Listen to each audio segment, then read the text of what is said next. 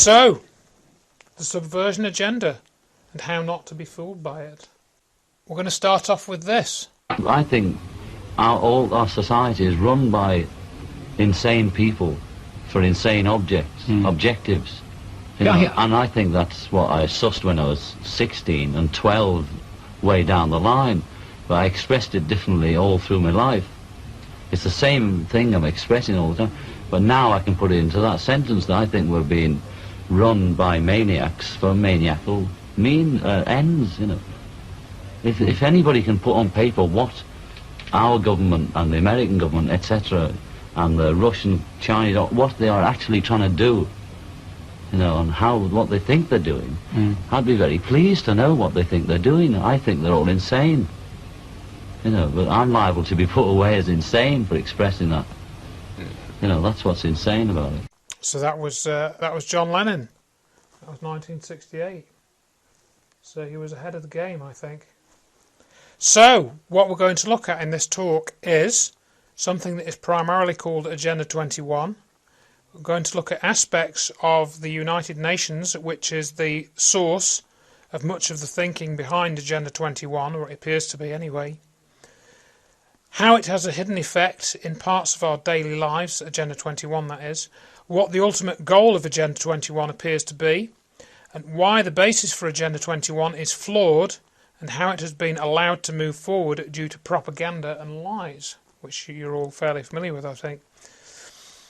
We will look at topics other speakers are not connecting into this picture, such as the war on terror, the truth about the war on terror, the truth about the weather and climate, and then I'm also going to sort of tack onto that because I think it does the same sort of mentality at work behind the scenes, health treatments or suppressed health treatments, a couple of examples, and some energy technology, which is basically fairly conventional, really, but nevertheless it hasn't been allowed to come into usage. And this last point is particularly important as Agenda 21 is primarily based on the lie and ongoing psyop of anthropogenic, that's human-caused, global warming / climate change, because you know that's used interchangeably, as you know. My thanks go to the researchers, many researchers who have made this information available, and to Mena Trindawidis for links, ideas and information which have gone into this presentation. So now let's discuss an example from mythology which seems to be relevant to the situation that we find ourselves in right now with what we're trying to talk about. And this, as you'd said, was the myth of Cassandra, which is, you know, quite a good analogy, because in Greek mythology, Cassandra was one of the princesses of Troy, the daughter of Priam and Hecuba, whoever those people were. I don't really know. I'm not an expert on mythology. According to the myth, Cassandra was astonishingly beautiful and blessed with the gift of foreseeing the future. Her curse was that no one believed her, a fact that weighed heavily on the destruction of Troy during the Trojan War. In Homer's Iliad, Cassandra predicted many of the events of the Trojan War. Priam's son Paris planned a trip to Sparta. Cassandra warned against it, but her warnings were ignored. Paris travelled to Sparta, where he kidnapped Helen, starting the war with Greece. Cassandra later predicted Troy's defeat and warned the Trojans not to accept the Greek gift of the Trojan horse. Again, she was ignored, and the Greek troops hidden inside the wooden horse captured the city.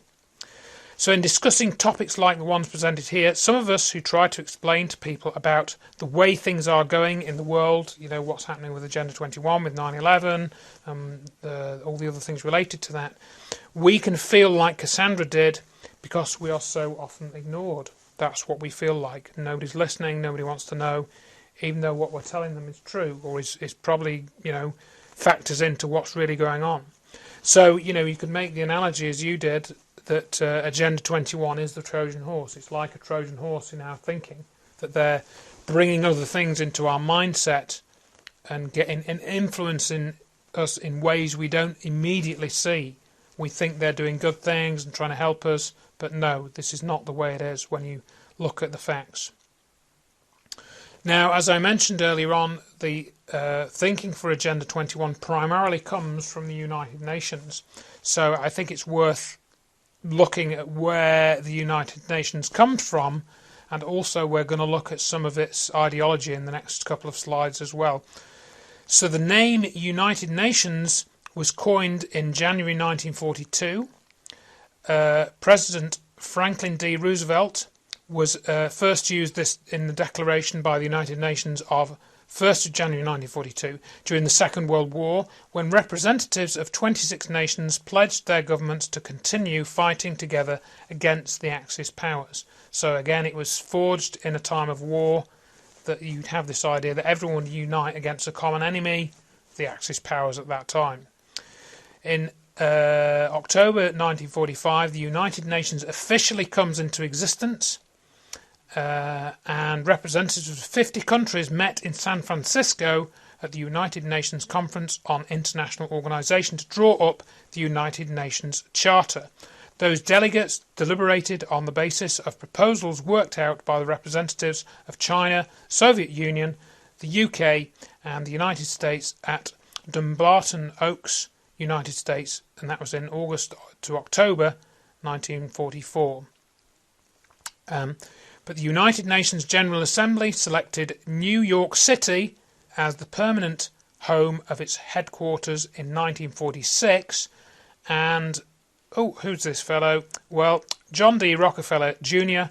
offered $8.5 million to purchase a 6-block tract of land along the East River. In New York, this is. Now, of course, some people say that the United Nations is simply a formalisation of the New World Order. That's the sort of vehicle which they're using to bring in the New World Order. And then another phrase that pops up that we've come across in our travels is this common purpose, which is talked a lot about by Brian Gerrish, is the main expert, certainly in the UK, on this common purpose. But this pops up in this speech by President Eisenhower from 1957, October 25th.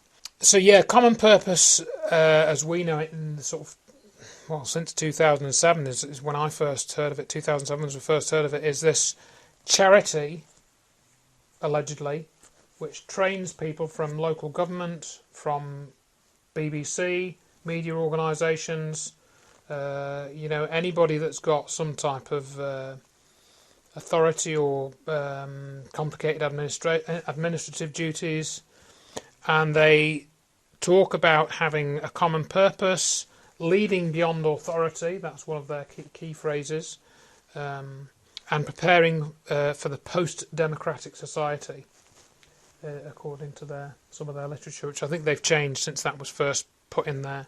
But this declaration of common purpose talks about having national self-sufficiency, being out of date, rather, I should say. So they're trying to say that countries of the free world are interdependent, and only in genuine partnership, by combining their resources and sharing tasks in many fields, can progress and safety be found. So you've got to join together to progress. You've got to join together to be safe. And what they were mooting at this point, and this was earlier than I realised, was it is encouraging that plans are developing for a free trade area in association with the European Common Market. So this was when the European Common Market was started to be talked about as early as 1957, which I wasn't aware of. I thought it came in the 60s and 70s, actually, when I first heard about it. So that they're talking about, getting everyone together, being safe, secure, blah blah blah, and getting rid of this idea of nations being self-sufficient and people being self-sufficient even. So that's a very brief history and a little bit of added history of the UN and what it was, sort of the language it was starting to use. What about the ideology? What's the ideology behind the UN? Well, the UN is supposed to be a secular organisation with no religious sort of bias or anything like that. But if you start to look into this, you find a very strong connection between something called the Lucis Trust and the UN, and then also the Baha'i faith. I don't quite know how to say it. Baha'i, is it? Baha'i. The Baha'i faith has an official office within the UN organisation. which is the only religion that does. One assumes that the UN is a benign organisation, secular and focused on bringing peace and security to the world. It certainly gives that impression and works hard to do so. But how many people know of its connection to this Lucis Trust? And what is the Lucis Trust? Well, the Lucis Trust, and this is from their website, is dedicated to the establishment of a new and better way of life for everyone in the world based on the fulfilment of the divine plan, my emphasis, for humanity. Its educational activities promote recognition and practice of the spiritual principles and values upon which a stable and interdependent world society may be based. The esoteric philosophy of its founder, Alice Bailey, informs its activities, which are offered freely throughout the world in 8 languages. So I just noticed, looking on the right of the slide here, the Lucis Trust logo. It's a triangle with these intersecting lines. I see a U in there. I don't know what the other lines are, whether that's the Lucis broken up into individual sticks or something. But if you look at where those lines cross, what you could perceive that cross as being, perhaps that gives us a clue as to what they're actually related to. I don't know, maybe it's just coincidence. Their slogan is, if you look at their website currently, let the plan of love and light work out. A lot of other people have talked about the UN logo. I'm certainly no expert on it, but one observation that I think you made, Mena, was it looks like the world is in a crosshairs. It's being targeted. It's being fired at. You know, it looks like a gun sight almost. I don't know. Maybe it's not meant to be that. I know there's something about the number of laurel leaves here as well. This is meant to be significant, but I can't remember what that is. But I think Rick Clay has talked about that. So what about the Lucis Trust then? Let's look at that a bit more. The Lucis Trust was established by Alice and Foster Bailey as a vehicle to foster recognition of the universal spiritual principles at the heart of all work to build right relations. And it was also a publishing company initially named the Lucifer Publishing Company, and that was established by Alice Foster and Foster Bailey in the state of New Jersey, USA, in May 1922 to publish the book Initiation, Human and Solar. The ancient myth of Lucifer refers to the angel who brought light to the world, and it is assumed that the name was applied to the publishing company in honour of a journal which had been edited for a number of years by Theosophical founder H.P. Blavatsky, Madame Blavatsky as she is sometimes known. It soon became clear to the Baileys that some Christian groups have traditionally, mistakenly, according to them, identified Lucifer with Satan, and for this reason the company's name was changed in 1924 to the Lucis Publishing Company.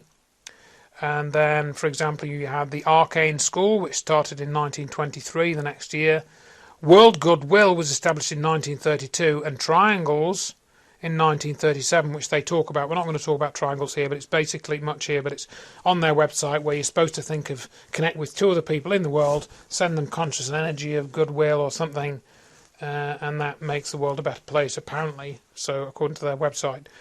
And then in London, the Lucis Trust office is close to Trafalgar Square, in one of the city's most architecturally distinctive buildings, Whitehall Court, and after many years in a building close to the United Nations, the Geneva headquarters is now located on Rue Stand in the business district close to the lake. So they were, for a period of time, geographically located close to the UN building.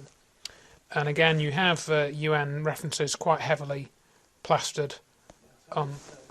So the Lucis logo is the same as the United Nations logo. You've got the blue. That's true. Yeah. The same thing there.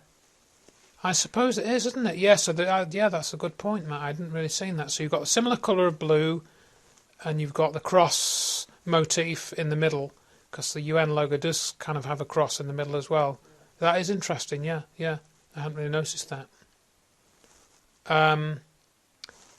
So yeah, so what is this? What the Lucis Trust is great, isn't it? I mean, look, they're trying to bring peace and love to the world. I mean, what's wrong with that?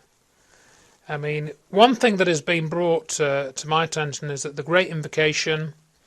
This was a prayer that was read by Eleanor Roosevelt, who was the wife of Franklin D. Roosevelt, on World Invocation Day, 1952. So what exactly has been invoked on this occasion? Well, today is World Invocation Day, a day when millions of people throughout the world are joining together to say the Great Invocation, a prayer which belongs to no group or individual, but to men and women of goodwill everywhere. The Sunday editor of the New York Times has said, "We need, in addition to the A-bomb and the H-bomb, what I call the S-bomb, the spiritual bomb." You are invited to share in the meditation of the Great Invocation as it is repeated by an outstanding American, Mrs. Franklin D. Roosevelt. This is Mrs. Franklin D. Roosevelt speaking from New York within the United Nations building. We're living today in a troubled world. In many parts of the world, people have a sense of discouragement as to whether they will ever solve their difficulties. And it seems to me that those of us who feel that a spiritual leadership is necessary in the world are looking for ways in which to express what we feel. And someone sent me the other day an invocation. It is called the Great Invocation. And it seems to me to express the aspirations held by many people throughout the world, so I'm going to read it to you on this program. The Great Invocation. From the point of light within the mind of God, let light stream forth into the minds of men. Let light descend on earth. From the point of love within the heart of God, let love stream forth into the hearts of men. May Christ return to earth. From the center where the will of God is known, let purpose guide the little wills of men, the purpose which the Master knows and serves. From the center which we call the race of men, let the plan of love and light work out, and may it seal the door where evil dwells. Let light and love and power restore the plan on earth.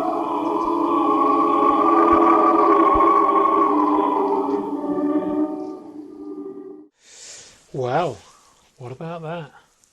That was the wife of the President Roosevelt reading out that. And so if this is meant to be for the whole world, what happens if you don't believe in God? What happens if you believe in different types of God, not this kind of Christian God? What if you're a Gnostic and you believe that God is within each person and nothing to do with any externalized, male entity floating around in the cosmos somewhere that you can't really describe? What's this strange thing about light going into the minds of men and the little wills of men? What's that all about? And what about this? The purpose which the masters know and serve. Or she said it differently in that she said the master knows and serves. Here we've got it written from their website as the masters. So why this difference of a singular and a plural master? That's unusual. And the plan on Earth. So what exactly is this plan, and who's written it? So there's a few things in there which raise my questions in my way of thinking, to be sure. So moving on. Oh yeah, the Baha'i, as I mentioned, the Baha'i faith. Since 1947, the Baha'i is of the US UN office, has supported the work of the United Nations and its efforts towards, this is from their website, the planetization of mankind. The planetization of mankind. What the hell's that? We've lived on a planet for millions of years. What the hell's the planetization of mankind, for heaven's sake? This office is a satellite, I'm not going to read all this out, of the US Baha'i Office of Public Affairs, and thus part of the larger network of Baha'i International Community, a body that represents over 180 national Baha'i affiliates. So they have affiliates, apparently, in this way of doing things. US UN office is accredited to the United Nations Department of Public Information, blah, blah, blah. It also engages the US Baha'i community in UN-related campaigns. So in other words, US Baha'i community is working to further UN-related campaigns and works closely with many other non-governmental organisations, NGOs, at the UN on these topics. NGOs indeed. Well, what could be more harmless than an NGO? You know, it's not obviously not to do with government. It's not got any political agenda, has it? So it's got to be totally harmless, working for the good of the world. You know, sign me up. Blah blah blah. Yeah, so that confirms that the Baha'i and the UN are interrelated. No question about it. So, this is from another website where it describes how the Baha'i faith was present at the World Summit on Sustainable Development, which we're going to talk a lot more about, in August 2002. And the Baha'i community wrote, despite significant achievements, the United Nations has yet, this is from another website, it's not from theirs, but I understand this is correct. The United Nations has yet to grasp fully both the constructive role that religion can play in creating a peaceful and prosperous global order and the destructive impact that religious fanaticism can have on the ability and progress of the world, while the United Nations human rights machinery has been used to condemn religious intolerance and persecution. So who is it that decides what is superstition and what is truth? Abdul-Baha'i, of the Baha'i incarnation of God, Abdul-Baha'i is the Baha'i incarnation of God. He says that in the promulgation of universal peace defined by superstitions, the beliefs and opinions are found contrary to the standards of science. So they're dictating what is superstition.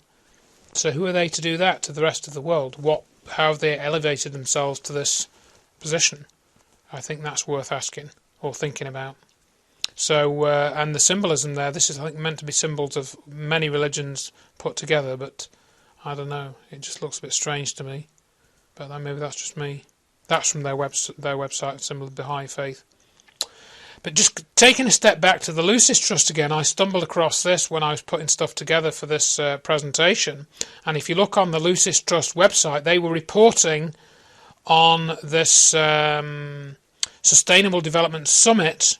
A significant event in the heavens occurred during the period of the Sustainable Development Summit at UN headquarters in New York. The full moon, with the sun in Libra, was late in the evening of Sunday, the final day of the summit, and it was not just any full moon, popularly called a supermoon. The moon was especially close to Earth, so it appeared much larger. So they're talking about astrology. What's the Lucis Trust talking about astrology for in relation to this Sustainable Development Summit? What's astrology got to do with any of that?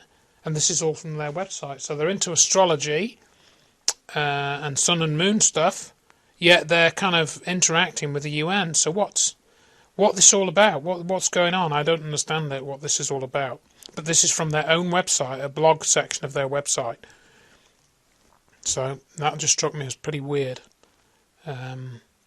Very strange. So now we're going to move on. Oh yes, again back to a sort of religious theme. The UN hymn, and I'm thankfully not going to play this hymn. But yeah, they have this UN hymn, which on October 24th, 1971, the orchestra of Festival Casals, with the Casals as conductor, presented the hymn in a premiere performance at UN headquarters. And you can go, there's a YouTube of this if you want to listen to it. It's a bit, but I'm just highlighting some of the lyrics. These lyrics are off their UN website. No, actually, they're off the National Anthem's website.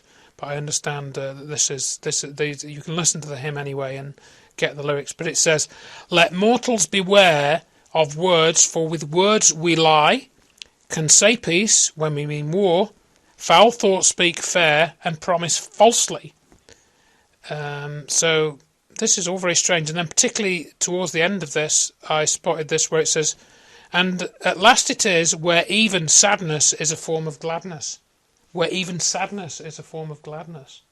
Huh? That is like doublespeak right there, if you ask me. Sadness is a form of gladness.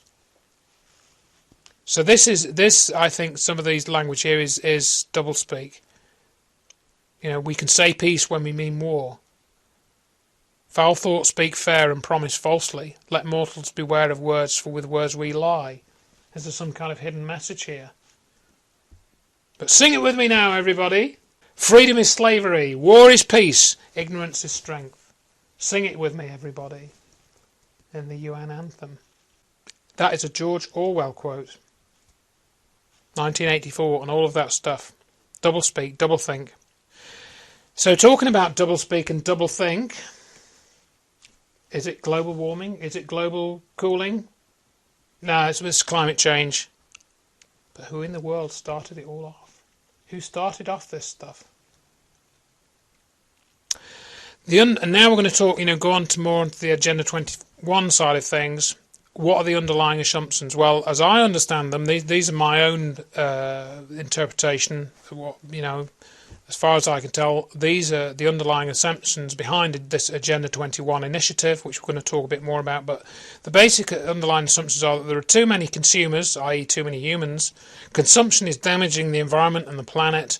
Human activity is producing quote-unquote greenhouse gases, when we hear incessantly about carbon dioxide and carbon footprints. Steps need to be taken to change habits and stop or reduce environmental damage. And we humans need to live in a sustainable way. Sustainable. Now, of course, the ideas of carbon footprints, carbon credits have been written into government policies and EU directives, even though there is no evidence that anthropogenic carbon dioxide has affected global temperature in any way. Now, there's loads of stuff that you can look to get the evidence for this. You can look at the ClimateGate stuff, which came out in 2009, I think it was. Yeah. ClimateGate 2, which was 2010. I put this document together, which I thought was all right. Obviously, I'm biased. It's called Reinvestigating Climate Change. It's a 40-page document, which is mainly pictures, actually. But look what they were talking about in 1977. Don't pack your things and investigate real estate prices in the tropics yet. But there's a theory advanced by climatologists that the last 2 years of battering by winter means that an ice age is returning to the Earth, with glaciers down to the Mason-Dixon line and freezing temperatures south of that. Most people don't realize it, but the history of the Earth it is mostly ice-covered, with mere blips of warmth like the one we've been having. The rhythm is 100,000 years of ice cover, interrupted by blips of warmth lasting only 10,000 years. Our period has now lasted its allotted 10,000 years, going on 11, and signs of cooling have already begun. They began about 1945. Homely things like the flight of the heat-loving armadillo from Nebraska to Mexico, steadily cooler ship readings of Atlantic waters, shorter crop-growing seasons, more summer frosts in our upper Middle West. Then there are computerized esoteric data I can neither explain nor understand. A consoling thought is at least an equal body of climatologists believe the cooling itself is a blip and the warmth will resume. But a reporter outraged that man can go to the moon but can't do anything about the common cold may be forgiven for leaning to the pessimistic view. Perhaps when my cold improves, my view will too. But right now, with a bottle of aspirin in one pocket and vitamin C in the other, the bleak view is attractive. Misery loves company, and the theory of an onsetting ice age promises lots of it. Harry? Thank you, Howard. Again, tonight's top stories. Unemployment falls off sharply to the lowest level in 3 years. The government declares cigarette smoking public enemy number 1. Egypt and Israel open military negotiations. And 2 Russian cosmonaut crews link up in space orbit. That's the news. Good night. So there you go. That was the news in, I think, 1977, I think that was. No talk of global warming then. In fact, it started to come in the late 70s, early 80s, to my understanding. That's when they started talking about it. So where did it come from? Well, two of the prime movers of global warming we're going to talk about now, and this is the first chap, James Lovelock.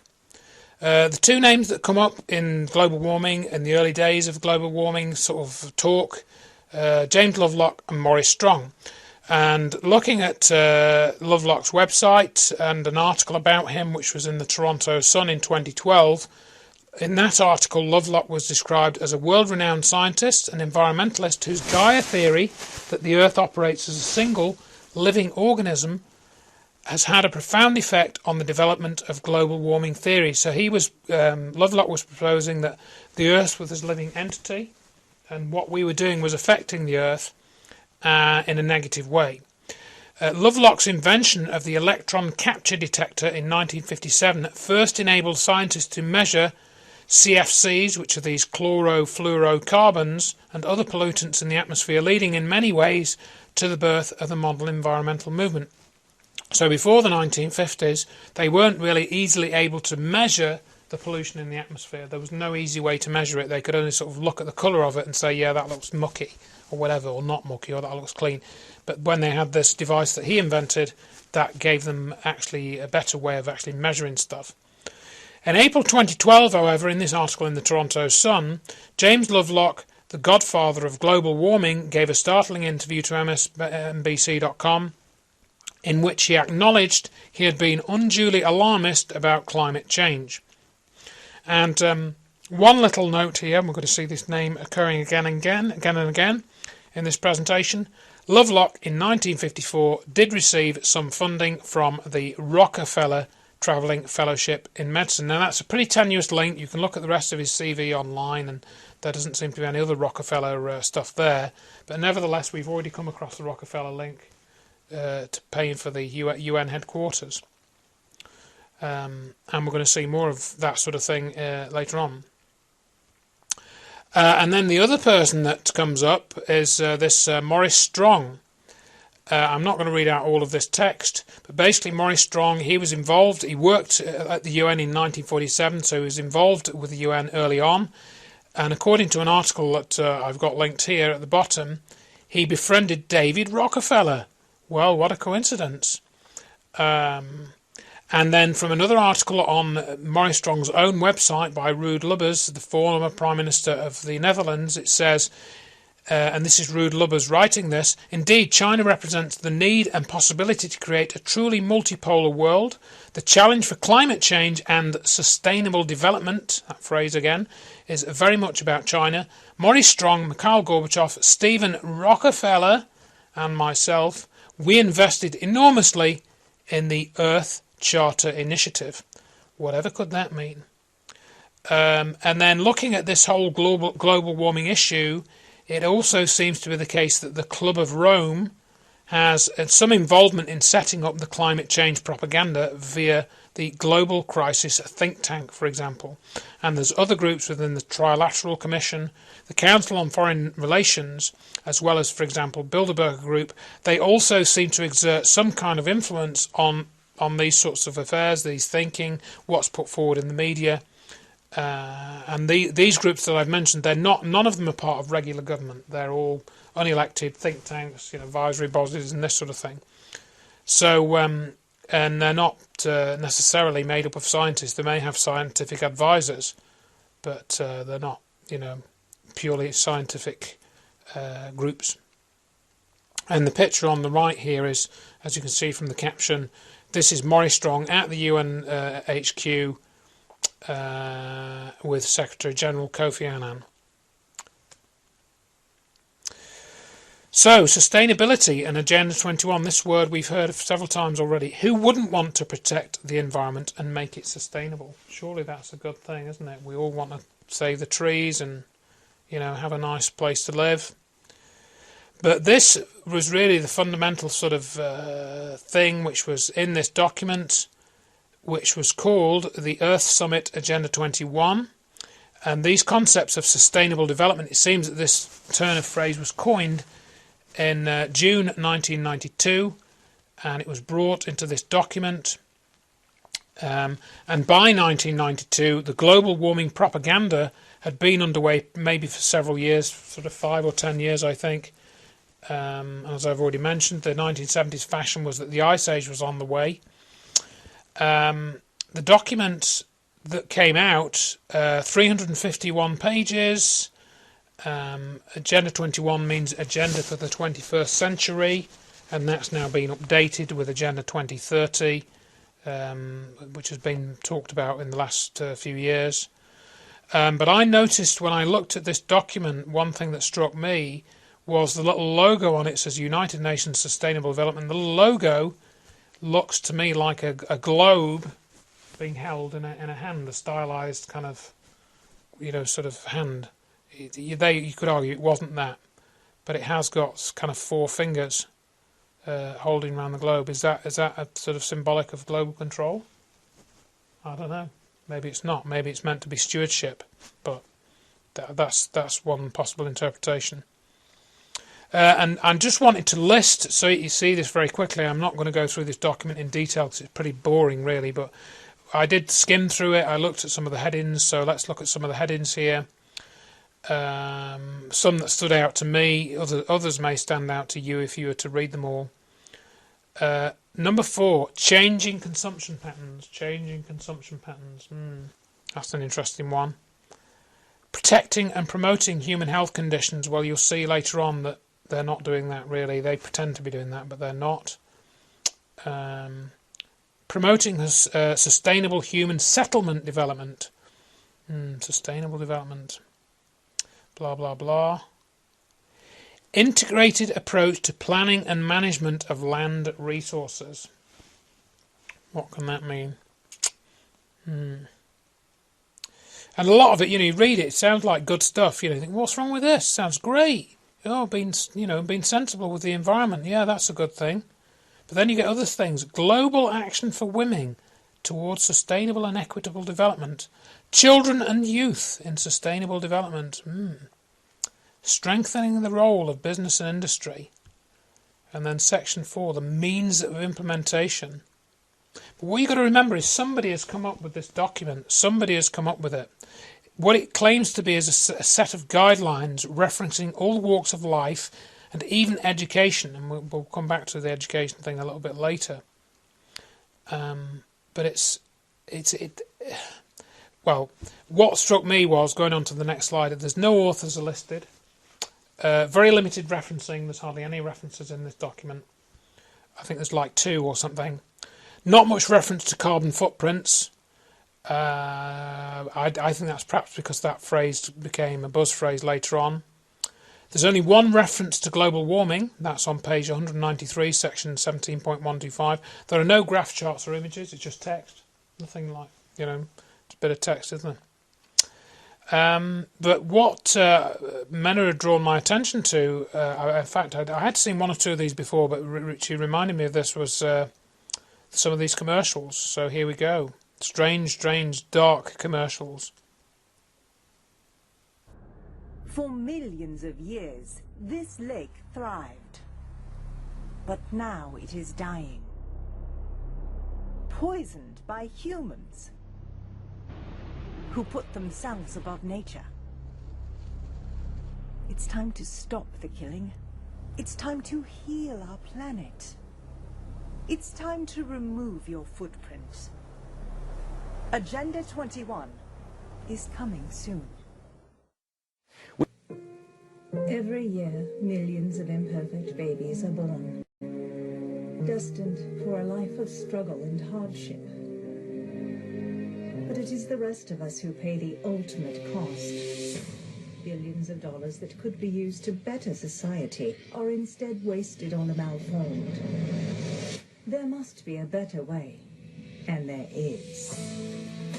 Agenda 21 is coming soon. Just cannot handle the sheer number of humans who live here. Something has to give. And I believe that it's up to us who have lived a good life to make sure that our children will have the opportunity to live good lives too. I have lived a good life. I have lived a good life. I have lived a good life. I have lived a good life.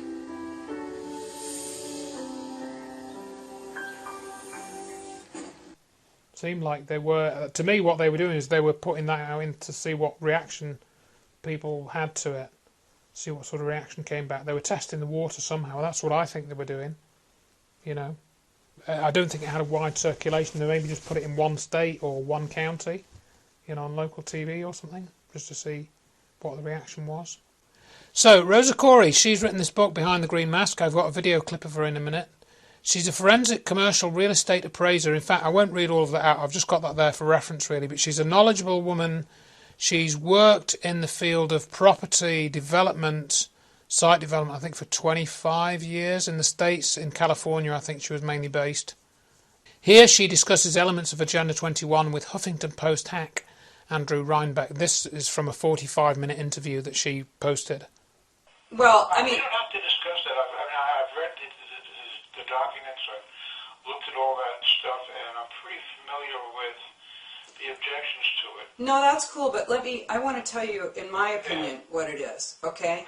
It's the blueprint, and it's an action plan to inventory and control all land, all water, all minerals, all plants, all animals, all construction, all means of production, all information, and all human beings in the world.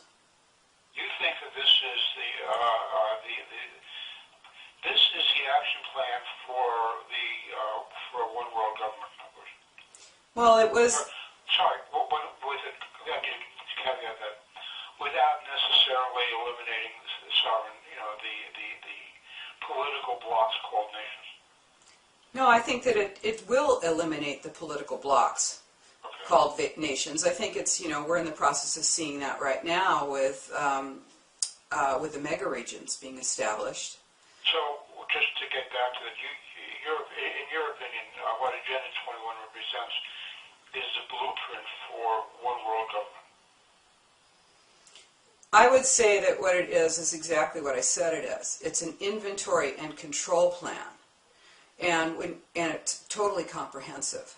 Yeah, so isn't that... So ultimately, when you have inventory and control of all elements of every aspect of your life, then at that point, then it doesn't much matter who it is that's running your life.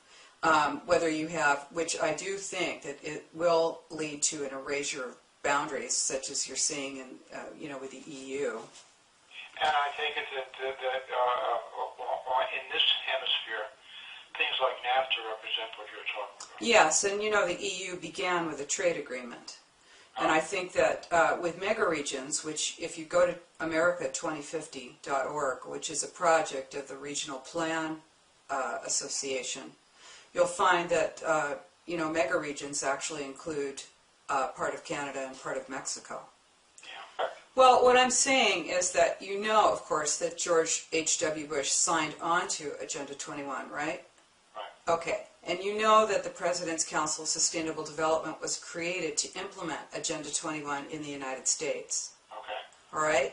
And many, many cities across the nation are members of ICLEI, which is the International Council of Local Environmental Initiatives, which is engaged in... Okay, so when you're talking about that, whether the Congress ratified that or not, it is having a huge impact on our laws and our policies all across the country. That's what I was getting at. In other words, the idea is informing the law, and you're concerned that's your concern. Well, that is among my concerns. I mean, if you look at, for instance, the Marin County General Plan, Marin County, California, and many, many other counties, the Los Angeles County General Plan, there are many others. Right in it, it says that it's influenced by the Brundtland Commission of 1987, and they show the interlocking circles of Agenda 21, social equity, environment, and the economy, right in that document. Well, let's get back to the politics of this, because I don't want to take up an enormous amount of time talking to you here, although I appreciate you making it so much available. As you know, and where we got started, the John Birch Society has been you have many allies on what some people would call the extreme right that are active with you in working this thing through. Tom Weiss, for instance. And you're not concerned. You're not concerned that they could be that alliance could be used to discredit what you're trying to do. I think by saying they're involved, right. I think we're way past that. I'm clearly a liberal Democrat. There's no question about it. I've been a registered Democrat since 1974. I became active through reading Dude, Where's My Country by Michael Moore.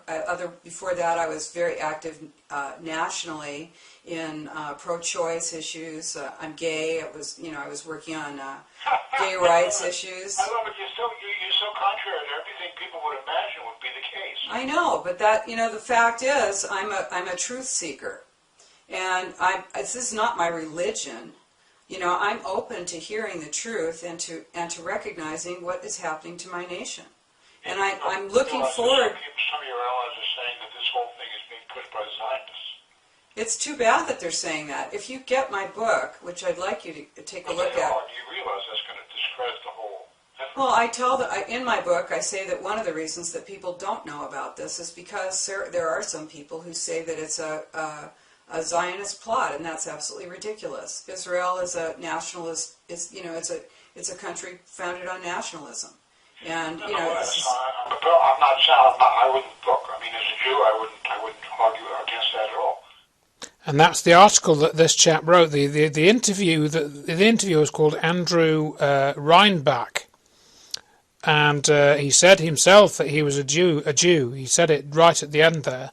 And he's talking about Zionism. Rosa Quare is not talking about Zionism. She doesn't talk about that. She's talking about what Agenda 21 is, and she said that it was an inventory and control plan. And she said that he then tried to put words into her mouth and get her to say it was the plan for world government. That's not what she said. Even if that's what it is, she didn't say that because she doesn't know that. Then when he writes this article, he interviewed Rosa for 45 minutes. He doesn't mention anything that she said in that Huffington Post article. Yet the Huffington Post is meant to be one of the alternative news sites, really. Not in the same way as some of the others. But it's just the same as all the rest, I don't think it's got any print edition, for example. It's an online journal. So he just writes about John Birch Society and New World Order for his article on Agenda 21. So what does that tell everybody? Well, not much, basically, if you read it. So Rosa mentioned something called ICLEI, which we'll mention in a minute. But as she said there, it is the blueprint, it is the action plan to inventory and control all land, all water, all plants, all mineral, all construction, all animals, all means of production, all energy, all information, and all human beings in the world. It is a completely comprehensive plan. It's global and it's implemented locally. That's the key one. It's global and it's implemented locally, as we're going to see. It is in every single town across the United States and across the world. According to Rosa, I think you'll find traces of that. I would have probably changed that and put you'll find traces of it in every town, maybe not the actual recognisable thing itself. But it is run by the United Nations via a non-governmental organisation which is called the International Council for Local Environmental Initiatives, as she mentioned in that interview clip there, commonly known as ICLEI, Local Governments for Sustainability. This is paid for by you, the taxpayer, without your consent because you have not had a vote in its implementation. That's one of the key things. And then you can go and look at ICLEI's website if you want, and this is what it says, who we are. By 2050, 2/3 of all humans will be living in cities. Really? According to whom? ICLEI Local Governments for Sustainability is the world's leading network of over 1,000 cities, towns and metropolises committed to building a sustainable future. By helping our members to make their cities and regions sustainable, low carbon, I should have highlighted that, resilient, eco-mobile, biodiverse, resource efficient and productive, healthy and happy, with a green economy and smart infrastructure, we impact over 20% of the world's urban population. So what a wonderful thing. Wonderful thing, ICLEI. It's doing great work, isn't it? Look at that. They're getting us all to be eco-mobile, environmentally conscious. Low carbon, you know. I'm only like made of carbon, so you know. Plant food. Yeah, just stop farting, will you? You know, and then. Look who's helping them all. Well, let's who's listed on their website as one of their articles. Oh, look. Rockefeller Foundation. That's from ICLEI's own website. There we have it again. What does this bring us on to? This idea, well, you know, if you're going to have a sustainable community and sustainable world, you need to have the, you know, the community all being the prime thing that you focus on. And that what you call that is communitarianism. And if you take out the tarian from the middle, what do you get? It doesn't take a lot to work that out. So this little diagram, I just got off Google image search. This kind of shows what communitarianism is. And it's, well, I'll let Rosa explain it. But basically this idea that if you burn carbon in some way, then you're increasing damage to the environment and that's bad for the community. So you need to control that. That's one of the basic ideas here. So, yeah, it's a social and political philosophy that emphasises the importance of the community in the functioning of political life. And I'll let Rosa go on a bit about this. We have a constitution. It guarantees our unalienable rights, rights to life, liberty, and the pursuit of happiness. That's right, the pursuit of happiness. Who knows what we identify that as being? We've got our life, our liberty, and our pursuit of happiness, and that was given to us by our Creator, right? We're born with that, not granted by an individual or government. But communitarianism, though, that's totally different. Those are the rights of the community. They may not be written down, they may not be identified by anyone in particular, in any particular time. They can be taken at any time, changed at any time, limited or restricted at any time. The rights of the community. The EU operates under the rights of the common good. Communitarian law is law in the European Union, and it is beginning to be law in the United States. So when you think about this, you're thinking about the rights of the individual being balanced with the rights of the community. And what does that mean? Well, you're jumping ahead, honey. Go to the head of the class. No, here's the deal. When you look at the way this works, the individual's rights versus the rights of the community. Now, under communitarianism, the individual's rights are like a feather, and the rights of the community are like a brick. They always outweigh the individual's rights. And another thing about communitarianism is that you will be pulled from what you know is right and what you know to be good by a series of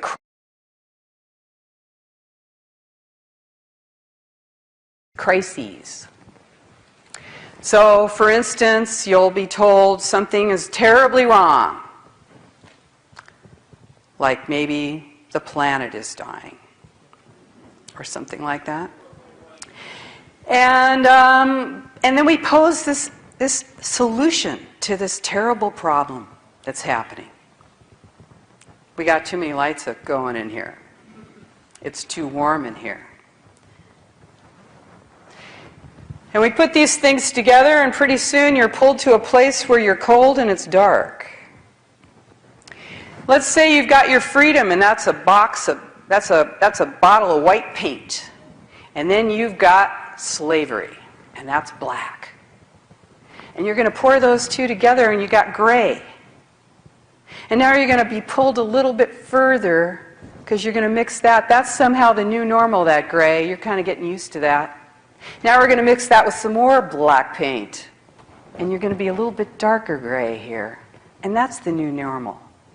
And pretty soon, when you pour them together, what do you have? You're looking pretty black there, aren't you? It's getting pretty dark. This is how it works. It's slow. It's incremental. And it comes constantly. This is the way it works. It's balance. It's called the third way. The third way. And who remembers Tony Blair using that phrase? I remember him using that phrase in the 1990s, the third way. He used that very phrase. So that's when you get into this idea of consensus. You have this community consensus about what is good for the community and what isn't good for the community. And you need everyone to agree on these things, and da-de-da.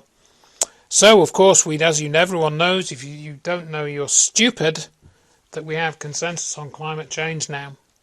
97% of scientists agree that, man is causing the change in the climate.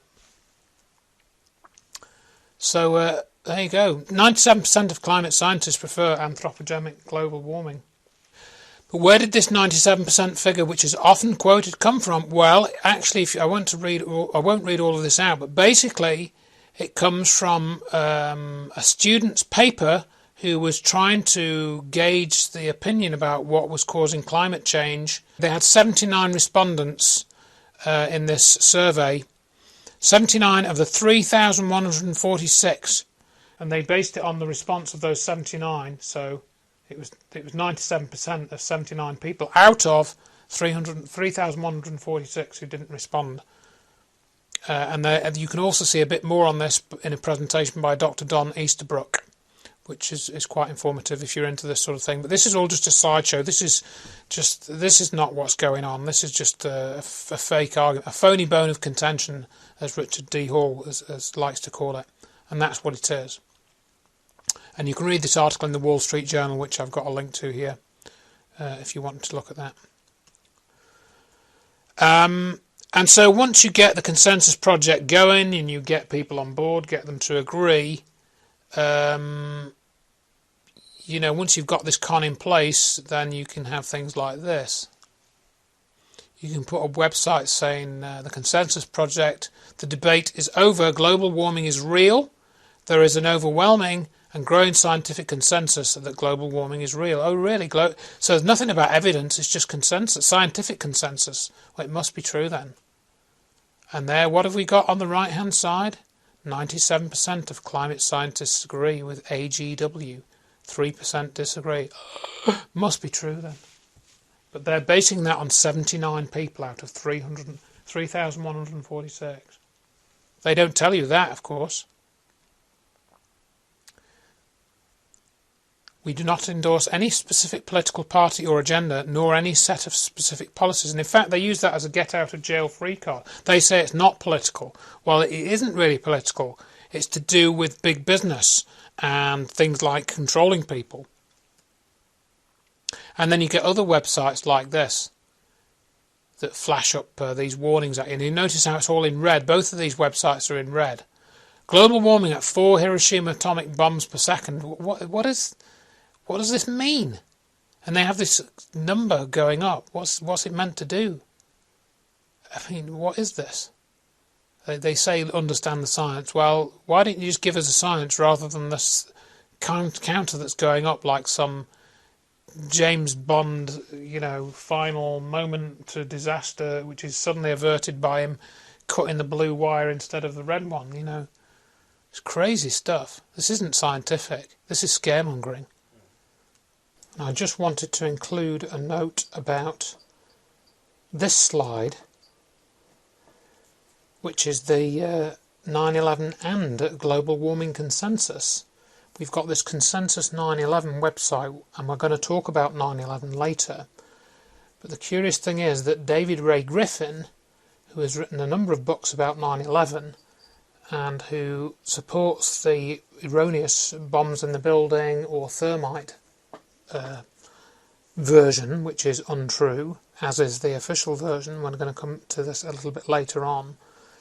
He has also written a book about the reality of global warming.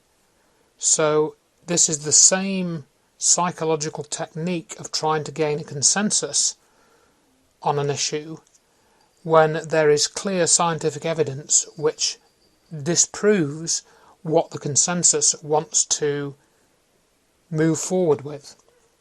So this is again something to watch out for. Oh look, and we've talked a bit about this, Manna and I and other people. This is what Obama said. But more broadly, we've got to move beyond partisan politics on this issue. I want to be clear. I am willing to work with anybody. Republicans, Democrats, Independents, Libertarians, Greens, anybody to combat this threat on behalf of our kids. I'm open to all sorts of new ideas, maybe better ideas, to make sure that we deal with climate change in a way that promotes jobs and growth. Nobody has a monopoly on what is a very hard problem, but I don't have much patience for anyone who denies that this challenge is real. We don't have time for a meeting of the Flat Earth Society.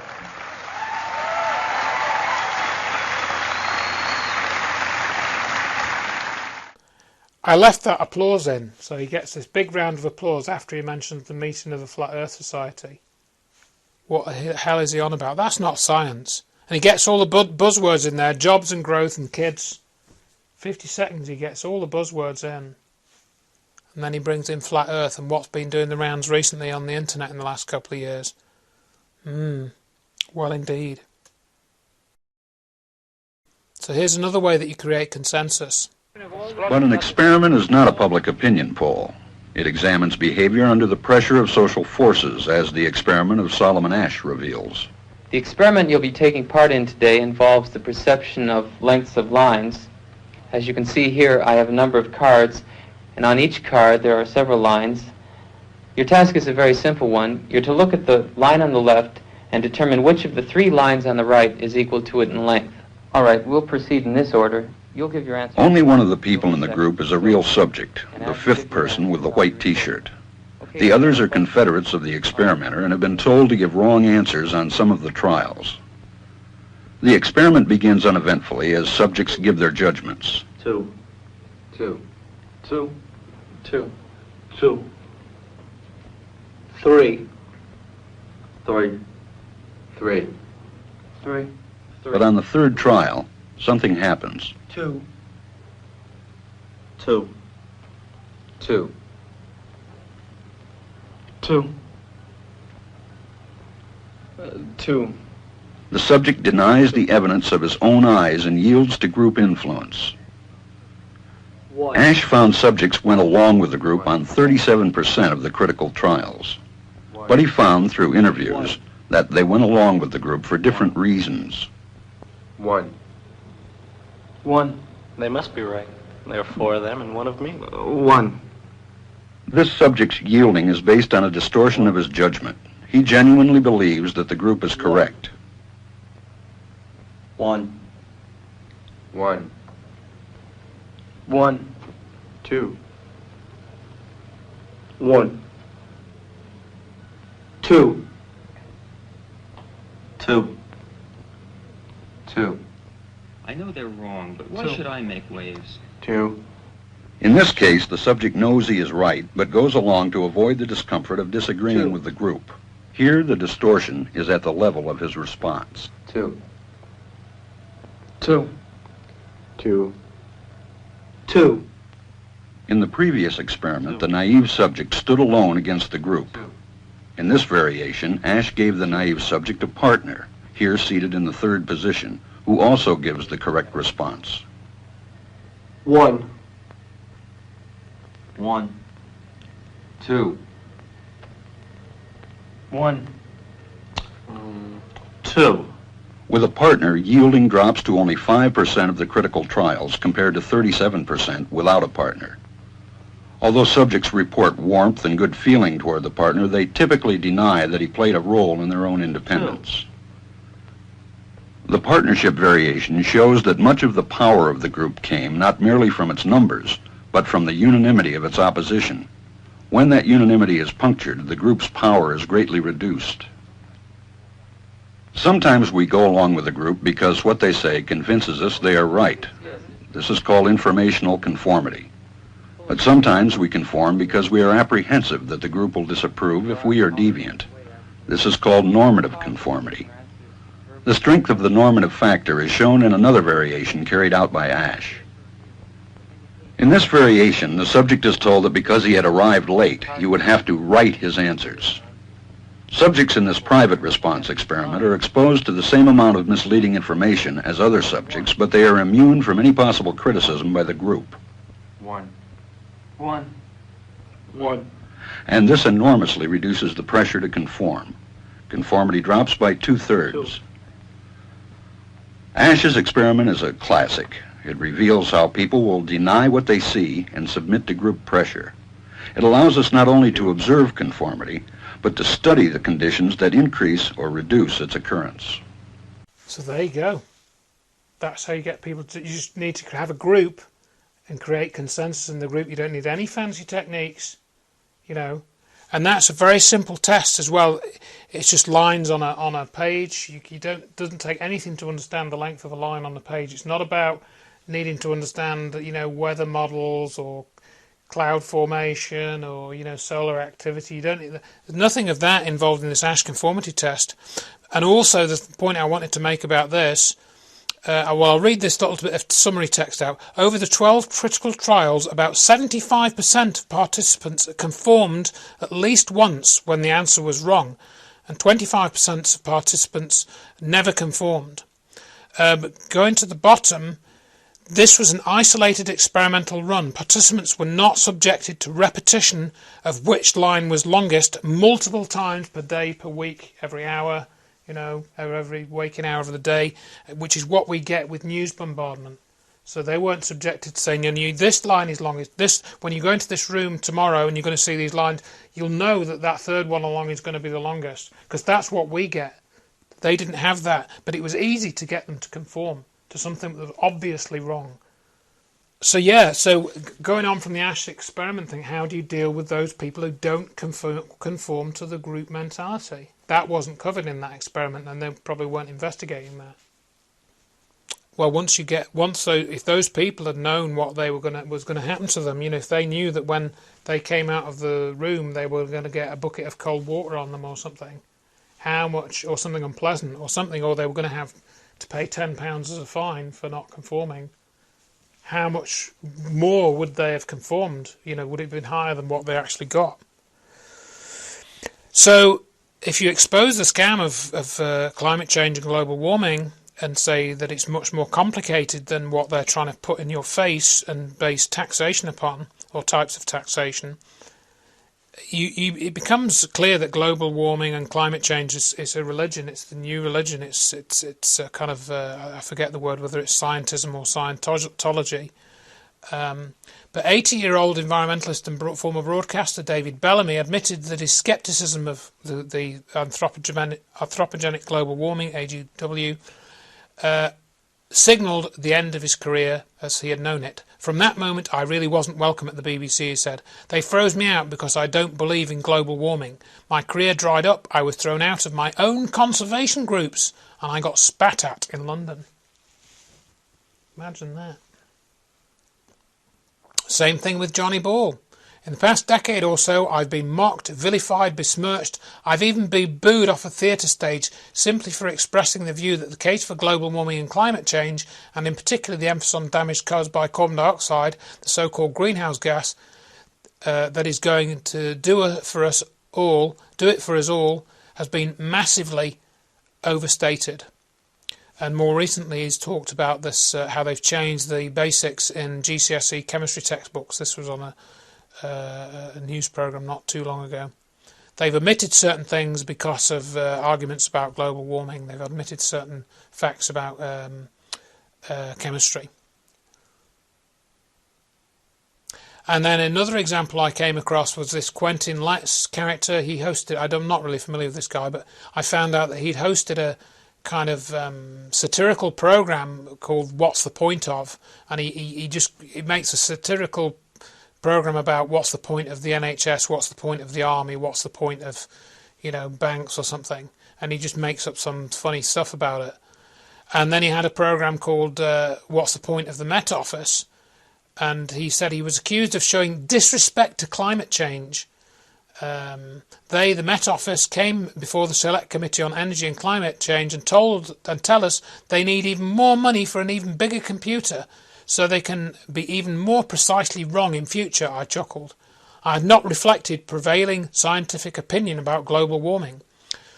And then this Let's asked in an article, I think this actually came from the Daily Fail, Hang on, chaps. No one ever told me that. Why on earth would independent journalists accept such a stricture?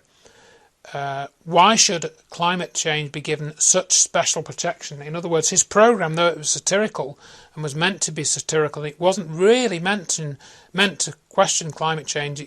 That it was perceived as doing that by certain BBC bosses, and lo and behold, they deleted the programme from the iPlayer, and you can no longer listen to it.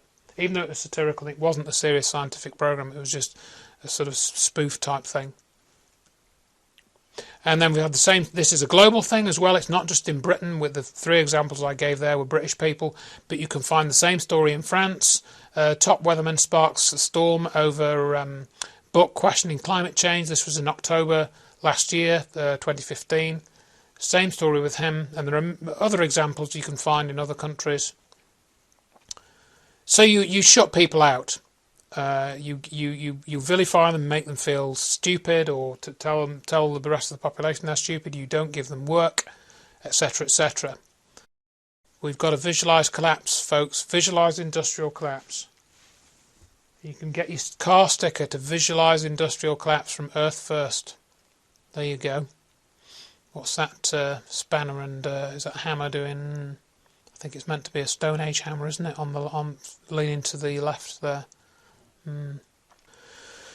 So, how do you keep this pot boiling? How do you keep this controversy boiling? People squabbling, arguing, calling each other names. Well, how about you get some celebrities involved with a well-known writer and see what you can achieve?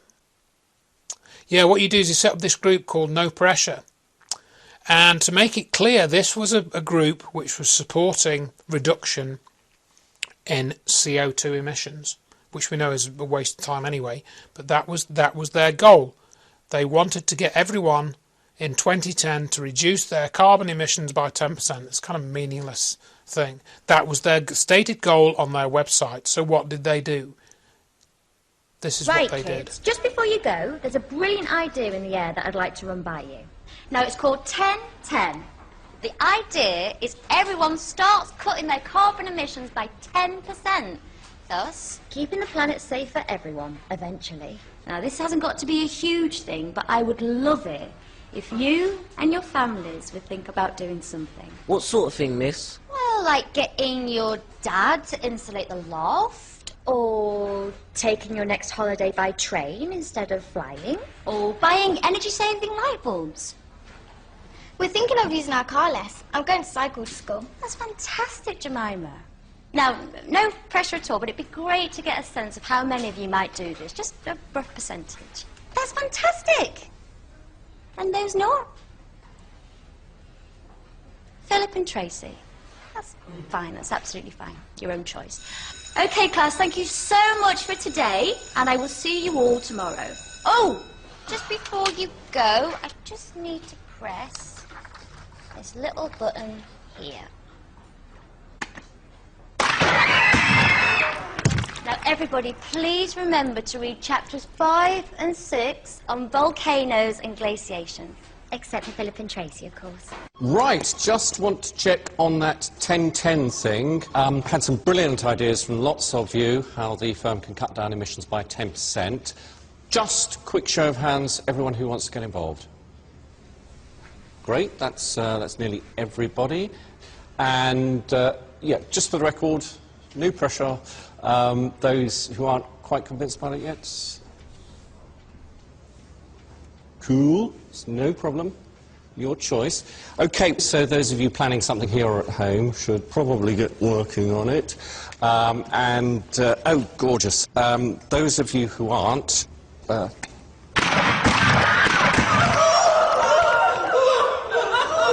Excellent. Have a great weekend, everyone. Well, you get the idea. I won't play the third one, but yeah, what was that all about? Why was that made? I mean, that was made by intelligent people. There were sets, there were actors. They had to set that all up. Directors, camera crew, lighting. That's not just something we'd make in a casual YouTube video in your bedroom. There was a lot of planning went into that. What were they thinking? What were they thinking when they made that video? My explanation would be that was deliberately done to create adverse reaction to the issue, to just put, negative feeling into the. There's no science in it. There's no explanation of what global warming is or isn't. There's nothing. It's people being blown up with blood and guts spread all over other people. Yet they claim they want to reduce their carbon footprint by 10%. That's on their website. So this, to me, was deliberately put to create reaction in the press and in the media. It was somebody stirring the pot deliberately, and that was its only purpose. It wasn't meant to be educational. It was meant to stir the pot. And we had, I won't read all of this out, but shocked and appalled by this thing, people writing into this, of course, I think this was from the Guardian, of course, which appears to be Agenda 21 favourable and very strange stuff in the Guardian, really. But Jon Stewart, who is an American comedian, should be punished for his unwillingness to treat serious American politics seriously, and South Park should be banned altogether. It's time for humour to be added to the list alongside polio and tuberculosis as things to eradicate in our lifetime. That was the reaction of Andrew Revkin. Eradicate humour, because this was meant to be humorous, according to some people. I don't find that humorous, that the people exploding. It can be in the right context. I mean, Monty Python did stuff like this, didn't they? Some of their stuff, years and years ago, but the context was different. So that was clearly, to me, a psychological operation to generate this sort of crud that was put into the Guardian.